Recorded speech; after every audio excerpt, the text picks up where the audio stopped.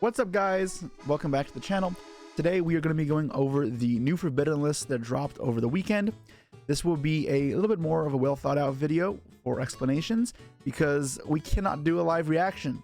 For those who don't know, this ban list was dropped on a Saturday, which was crazy. Not only during a Saturday, but it was during UK Nationals, it was during YCS Philadelphia, and it was during the Master Duel World Grind. I myself was at YCS Philadelphia, and I didn't want to film in the venue because you're not only supposed to. And for that reason, I couldn't do a live reaction, so I can't give you guys genuine, reactions to the cards coming off the list. I figured I would have 2 days then to kind of let the thoughts simmer a bit and develop them a little more so I can give you guys something a little more well put together. Or at least I'd have a better idea of what I wanted to talk about. So, yeah, that's going to be the plan for today's video. We're going to be talking about the ban list and how the meta may look, at least how I predict it might look. Of course, it's very, very early and primitive to make any large-scale assumptions. Before I begin, huge shout-outs to Team Samurai. If you go check out a store, tsx1.com, you can use the code POTATO10 for 10% off on your sleeves. I tell you guys this every event. I use the white sleeves as my main deck sleeves. So I really do like them. They feel similar to PC whites, the old ones that were good quality that aren't in print anymore. They're nice and tight, they're smooth. They are definitely good quality and I would recommend using them. So yeah, let's get into the video. Okay, so let's do a quick recap first of what was actually hit on the ban list before we get into a little bit more of an analysis. So we got Cybersign banned, prize card banned, great. Scarecrow from Super Heavy Samurai banned. Super Heavy already getting hit. Another prize card, number 89 Mind Hacker, banned. Point in the Red Lotus banned, and good old Branded Explosion banned. Or Branded Expulsion banned. That weird tongue twister. No Giving Puppet though. For limited, we got Blaster, Mathmech Circular, which I would not have expected. Gamma, which I also didn't expect. Danglong, I also didn't expect that.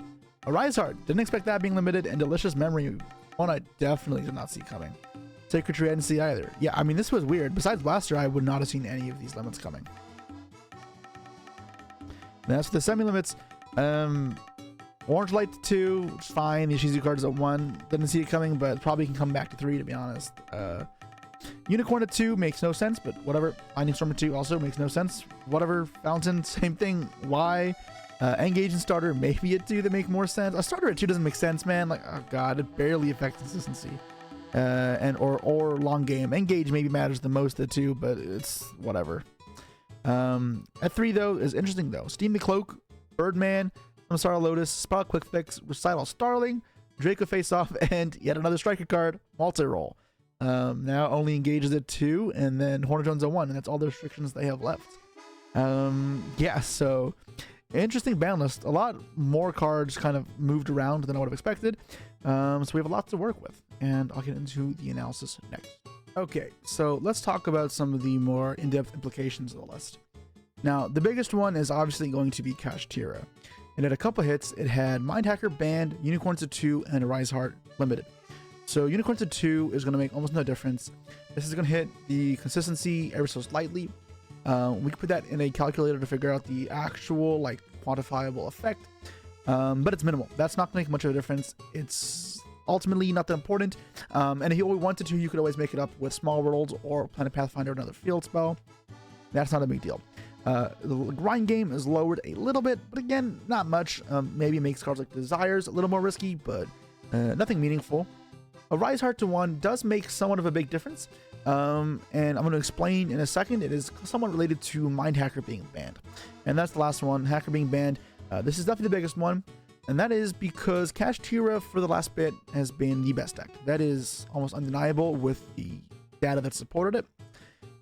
So yeah, Kash is the best deck. And the reason why I think greatly is that it's so hard to prepare against Kashtira.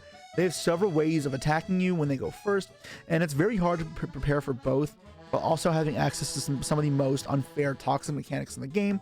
And Macrocosmos is the least toxic of those. What I'm talking about is the zone locking, the banishing from the extra deck, and the banishing from the top of your deck face down. So you pretty much lose access to your cards, your zones, and then there's Macrocosmos as well. So the Macrocosmos is still going to be there, albeit at 1. And the Mind Hacker being banned means zone locking is not really going to be a thing that's convenient to do in excess. So you can do 1 or 2 zones, maybe a couple later in the game, but you're no longer going to see these huge, extravagant, like lock 5, lock 9 type fields very quickly in the game. And then, yeah, you're also not going to have your extra deck ripped up that much, right? Now, you're going to have Unicorn still, so you can't completely ignore the fact that ripping exists. Lithosagum as well, so some cards you'll still want to play 2 of in your extra deck, but you no longer need to stress as much about multiples. That part of Hacker is gone. And then ripping apart your deck as well made a huge difference, because any like engine requirements such as Albaz, Lovely, or even thrust targets, those were at risk of just being banished and then your engine being ruined, even if you could clear the field. So with that, no longer something to worry about either. You're only dealing with Rise Hearts, only 3 getting banished. It's a lot easier to deal with. And that leaves Cash with just the main attack points, which is the Rise Heart and then Fenrir Unicorn type effects. So that makes the deck a lot worse in my opinion. Yes, you can still go Rise Heart, and that's still pretty solid. Now it's a lot easier to prepare for. If you just make your deck ready to deal with that Arise Heart, you shouldn't really have that much of a problem, and you should be okay to deal with it. And the reason why it matters at 1 is a little bit for reusability, but you can reuse it like Prospero Omega, and you can put it back when it dies. The biggest thing, however, is that if you pay attention to the 250th YCS, you saw a new combo popping up where when you open the field spell, plus a couple of the cards, and Unicorn Birth is a combination that does it, so there's 3 cards.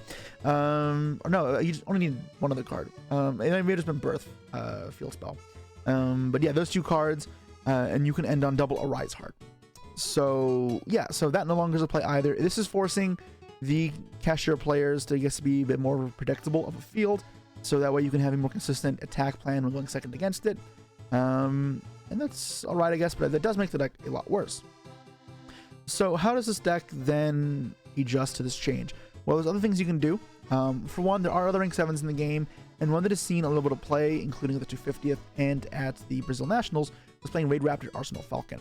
So as a generic rank 7, it summons any level 4 Darkwing Beast from the deck, at which point you can send the Raider's Wing with one of them. I can't remember the name, I think it should be Lanius. That can come back as well, and you have a rank 4. So you can convert your level 7s into a rank 4. This does require level 4s though, so that is a bricky, but I guess you'll have to do. That's part of the cost of the bounce hitting your deck. And the rank 4s are versatile and diverse, so you can kind of mix up your strategy to whatever suits you. Something else you can do is turn your rank 7 monsters into F0 afterwards. And that's fine as well. That's another negate, another interrupt. So you can still lay your field to be a lot more than just the Arise Heart. However, it will take a little more creative directions for the deck, not just standard cash stuff, Hacker. Yeah, I think overall though it is still weaker because these type of fields almost entirely going to be weaker to board clears than they were before. I think with Hacker and Zone Locks is sometimes those can completely eliminate the ability to board clear. And then also, sometimes you just lose enough of your cards off the Hacker because it may have triggered twice that the board clear doesn't matter. Like, I've ripped like 16 cards away from Branded, then you clear my field, but they have like no cards in deck, so you win. My logic was, if the deck could not support Pot of Desires anyways, then ripping 8 at least from their deck is pretty much like Pot of Desires for them. And they didn't want to play it to begin with, so they're not going to be happy when I do it to them. Yeah, they get there a lot of the time, so yeah. Glad that's gone, and Cash is weaker with it too. The thing is though, Cash was the dominant deck of the format, and every other deck would have been geared and was geared to beat Cash to some degree, even if not fully focused. What this means is that any meta picks, any meta cards, many decks that were picked solely for the sake of being anti-meta to target Kashtira doesn't mean by default they'll be good in the next format, because Kashtira will no longer be frontrunner. At least I don't think it'll be the frontrunner. So for example, something like something like Labyrinth, which we saw popping up more and more into the end. I'm not saying this is necessarily an anti-meta pick, but let's just imagine that this was an anti-meta pick for Kashtira that has gained in popularity as a response to Kashtira's growing presence. And then Labyrinth wasn't hit on the ban list. That doesn't necessarily mean Labyrinth is going to be a top tier deck in the next format, because that's kind of circumstantial, the format that everything was built around. The specific tech cards that were played on the meta, the specific disruptions that were popular in the meta. Those will all influence a bunch of different decks a great deal, more than just the ban list, like its surface level restrictions. So we're gonna have to see an entire evolution play out, and that takes a lot of kind of games to be played to figure out the natural progression of the format. So I can't really predict too much, and I'm not saying Labyrinth was necessarily that anti-meta pick that'll now do badly. I was just giving a random example of like a deck that had popped up more in the end of last format. But yeah. Okay, so next up is Super Heavy Samurai. We lost Scarecrow, and people are saying this deck is dead. Well, I'm gonna argue that the main like engine or the main deck, so like Super Heavies as its own deck, is dead. Yes, you can probably still figure out some combos, and maybe over time there's a chance that we figure out something good enough that it becomes meta in its own right again. However, I don't think it's good enough, right? You lose not only your ability to make bigger boards, you also lose your extension to play through interruptions. It just makes the deck so much worse, and I already didn't think the deck was that good at playing through interruptions. So removal effects are just even nastier or even nastier than they were before. So not particularly fond of this deck. I don't think it will be very good. However, I think the way to move forward with this is as an engine. So what I'm talking about is kind of what I mentioned in the Sprite video, but obviously changed based on the circumstances of the new format. And what I'm proposing is an engine of like 3 Wakashis, 3 Bikes, and then 1 Soul Gaia and 1 Big Benki. So 8 cards total, and you have 6 starters, you have 2 bad cards. And pretty much opening at one of your 6 starters means you have access to a level 8 Synchro or rank 4. And if you make level 8 Synchro, you'll also have access to your scales, 1 through 8. So any rank 4 means you can make Dweller, you can make Baguska, you can make level 8 Synchro like Omega. And if you open up Bike specifically, you can make Baron or any level 10 Synchro instead, or even potentially a Sprint. So you have a fair number of options, and you gotta keep in mind this is all without normal summoning. So as far as extension goes, that's a rather strong engine. Yes, it restricts your tech options though a bit. However, you don't have to just straight up play no spells like you do in a standard Super Heavy Samurai deck, because after the first turn, when you have some spells in your grave, you're not relying on the Super Heavy cards anymore. You'll have your main engine that'll get you across the line. You're hoping that you were just pushed farther enough ahead as a jump start with the Super Heavy cards to get you there. This means though that like hand traps like Impermanent evenly are a bit worse, Dark Rule is a bit worse with these, because those are cards you want to use first. But any consistency cards or cards like Talents, you can very reasonably just use after the Wakashi and not be upset. So I would definitely expect to see this be experimented more with, and I was kind of surprised it's something that wasn't being toyed with more before this ban list. Next up is Circular. So this is something I didn't expect to get hit, but yeah, it's that one, and I'm thinking about it more. I actually like this hit. I don't think Math Mech was that much of a problem. However, when it's at its strongest is when you draw a Circular hard, open it, and then it's a lot harder to hand trap this deck. I think by putting it to 1, you don't actually decrease the consistency that much, and you make it a bit easier to hand trap, so it's no longer as resilient. You still have your 7 copies with 1 Circular, 3 Mining, 3 Small World, which is fairly consistent, and then any way to rank 4 to make the, I think Lapration it's called,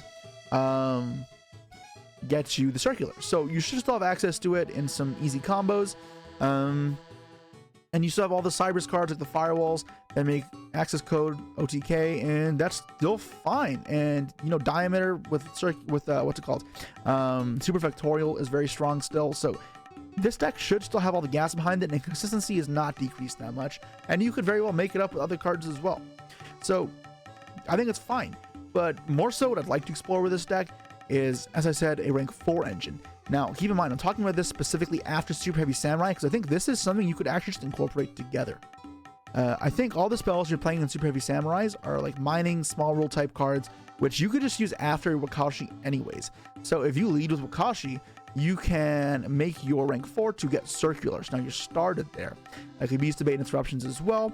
You can also, if you open Bike, make Baron to just have a way to force through stuff. And then if you Synchro, it sets up scales. So if you have a bunch of your Cybers extenders in field, your Firewall Guardians or whatever, you pendulum summon them out, and it becomes very hard for your opponent to stop the incoming Cybers Act OTKs. So I think this has potential, and that's what I'd be curious to try with MathMex as opposed to the Spirit engine. I don't see a big reason why this wouldn't work. Like, you lose imperms, but I think everything else you can still feasibly run, and it's like, yeah, it's an 8-card engine, but I think they're really good extenders. So maybe I'll try that on stream next, or I'll make a deck profile for the channel, but I encourage you guys to try it as well.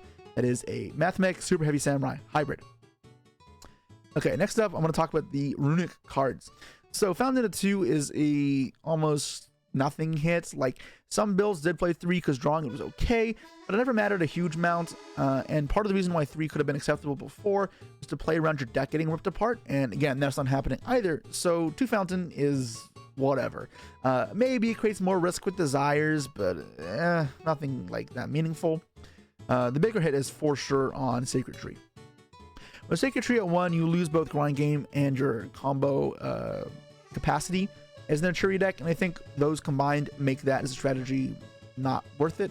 However, we saw Runic decks, the 250th and before, be successful without those in other versions, right? We saw the Runic Twin Sprite, which was barely hit. I don't think you can play 2 starters in that deck. We saw the For Hire version, and there's Plunder Patrol versions as well. So there's still many ways to take Runic cards that should be fine still.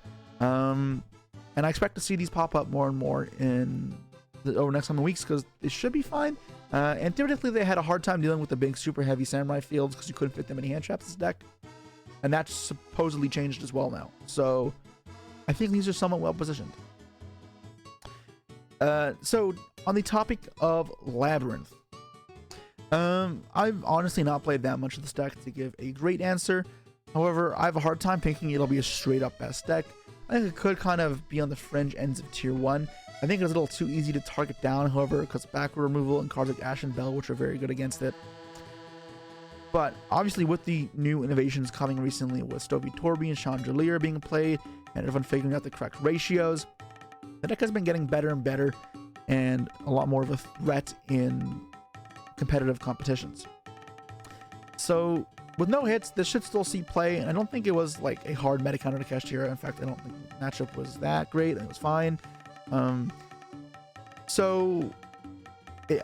think it'll stick around, although I don't think it'll have the capacity of being like this crazy menace like Kashtira or Tyr was. Obviously, the deck has some really strong FTK-esque potential with just turn 1 Eradicators. That'll be a threat to Runic decks, and then obviously the next deck on this list, which is Sky Strikers. So I actually don't think Engage to 2 would have made that much of a difference. I think what makes a big difference as well is multi-roll to 3. That card is broken, man. Not being able to chain the spells is dumb, and the fact that you get your resources back after the turn is insane. It means you draw that card way more often. Also, you have Engage. It also means Desires is way better with the deck because you don't risk banishing multi-roll. And then also, if they destroy it, it's very likely you can just get a second one, and you don't need to Kagari it back anymore. I think multi-roll is nuts, and I am unhappy it's at 3. You could argue that they should have kind of this like spread out the unrestrictions on these a little bit more, such as just putting like Engage to 2 now and then multi-roll to 3 next if it was still fine. It's hard to say if this will actually be meta, but if there was a time for it to be meta, it would be now after all the other decks have been weakened, and specifically Kashtira, which proposed a problem with Birth. The striker cards may be something that's playable, and obviously Thrust with support for this because Thrust just searches Engage. Yeah, this very, very well could be meta. It's just Striker, like, it's always hard for me to kind of fully identify how good it is, just in the fact that it's like often played going second, and you have to like just see how it actually interacts into a field, and I haven't had time to actually get the games in and the reps in, so we'll see. Next up is Despia, branded, whatever you want to call it. So the only hit here was Expulsion being banned. Now that is a bigger hit than it seems, because yes, you can still Gimmick Puppet with Sanctifier. It requires a bit more setup, and it's also more vulnerable. And it's way easier to stop a monster effect than it is to stop a trap, because you can use stuff like Droplet now. It's also easier because it only summons from the graveyard and not from the banished pile, so they can't play around Bell in that way anymore, and they also are weaker to Bestials. I think that does put that version of the deck a little bit worse. However, we have to also go back and say, okay, what was Branded's issues? Power level wise, Branded's pretty strong. The issue with it, though, is that it wasn't great going second into the disruptions that existed in the last format. Playing into the zone locks and getting your deck ripped apart by Kashtira weren't great. In fact, you can go read my last feature match at Philadelphia, where I played against Branded and I banished 2 Albaz from his deck and he just struggled. So not having to deal with that, this deck could be better. Now, Branded, I think, is a deck with enough gas that and the way it's designed that it's going to be a tier 1 deck when and only when its engine plays well into the interrupts of the meta. Because I don't think this deck can really sustain a good large number of tech cards to be good. If you try builds like a 1-card combo deck, you have too many bricks for it to be as effective as other decks. So you want to build it as a combo deck with several card combos and your engine just being gas. So when your engine lines up well, that's fantastic and this deck can be good. However, when it's not, like against Kashtira, that's when the deck kind of isn't that good, and that's what we had last format.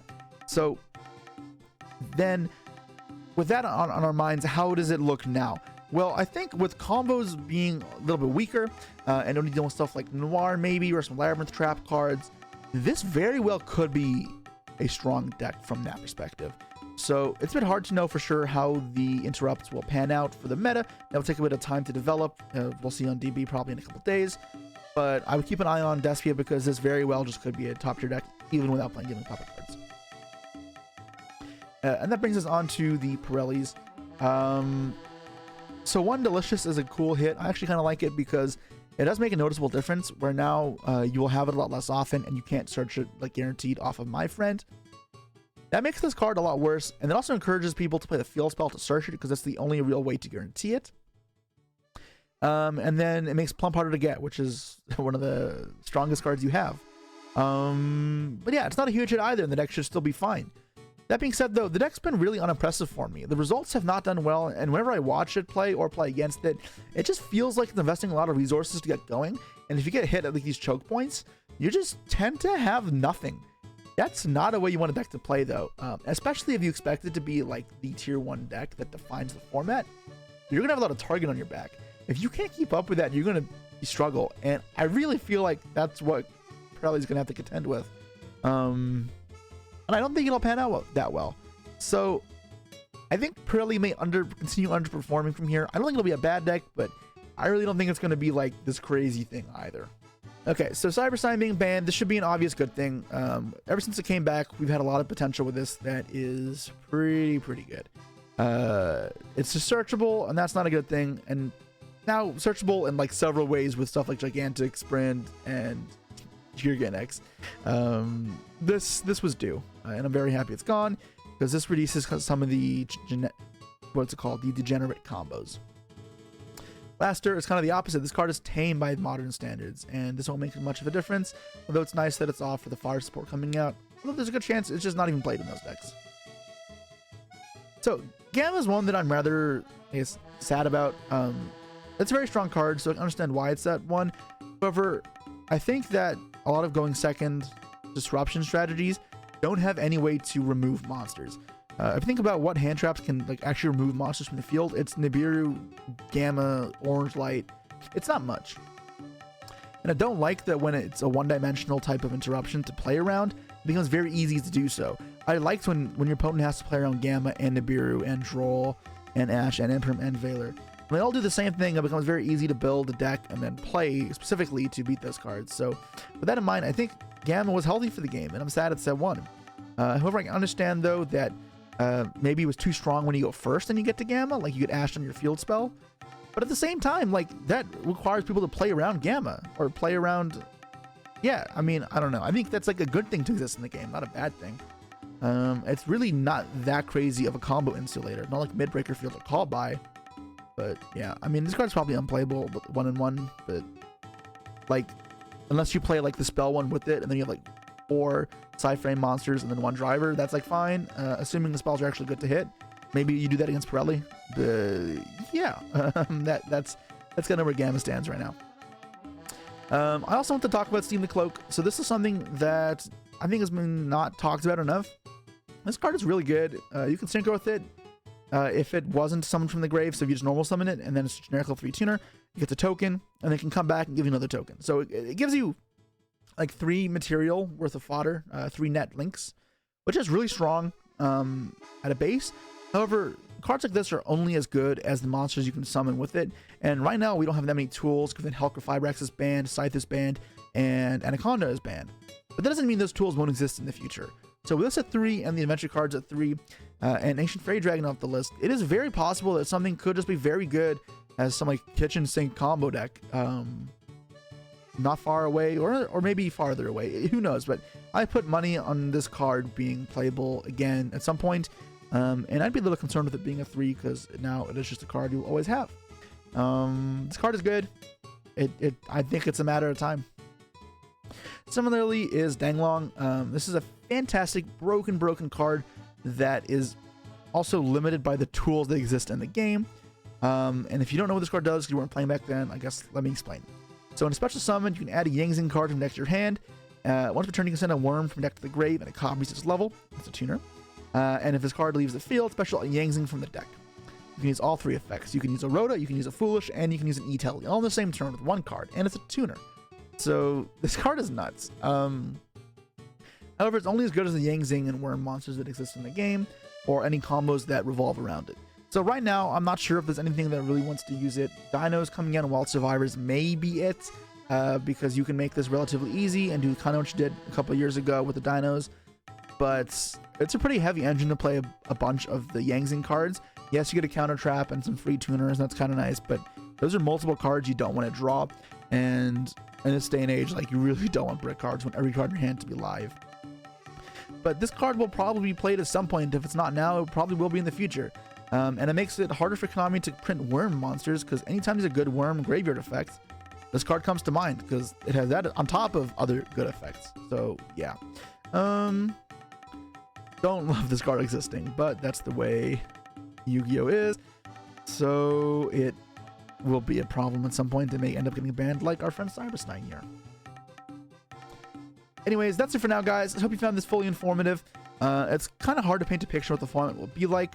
It'll take a bit of time just to duel and see how things go. Overall, though, I think that Kashtira is being overestimated a bit right now still, and I think Pirellis as well.